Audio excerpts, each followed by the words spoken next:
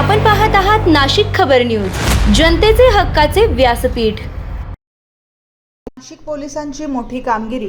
साखळी चोरणाऱ्या सराईत गुन्हेगारासह 2 आरोपी जेरबंद, 18 लाखांचा मुद्देमाल जप्त। नाशिक शहरात साखळी चोरीच्या वाढत्या घटनांना आळा घालण्यात गुन्हे शाखा युनिट 2 ला मोठे यश आले आहे। रेकॉर्डवरील गुन्हेगार अनिल उर्फ बाळा डिग्रसकर आणि त्याचा साथीदार कन्हैया पाटील यांना अटक करून पोलिसांनी तब्बल 6 साखळी चोरीचे गुन्हे उघडकीस आणले आहेत।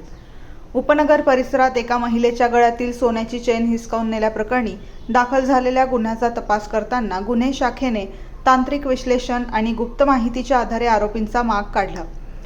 8 दिवसाच्या अथक पाठपुराव्यानंतर मिरची हॉटेल परिसरात सापळा रचून दोन्ही आरोपींना ताब्यात घेण्यात आले। आरोपींकडून सोन्याची लगड, 2 महागडे मोबाईल, गुन्ह्यात वापरलेली ज्युपिटर मोपेड आणि Hyundai i10 कार असा एकूण 17,95,960 रुपयांचा मुद्देमाल जप्त करण्यात आला आहे। या कारवाईमुळे उपनगर पोलीस ठाण्याचे 3, इंदिरानगर, गंगापूर आणि म्हसरूळ पोलीस ठाण्यांचा प्रत्येकी 1 असे एकूण 6 जबरी चोरीचे गुन्हे उघडकीस आले आहेत।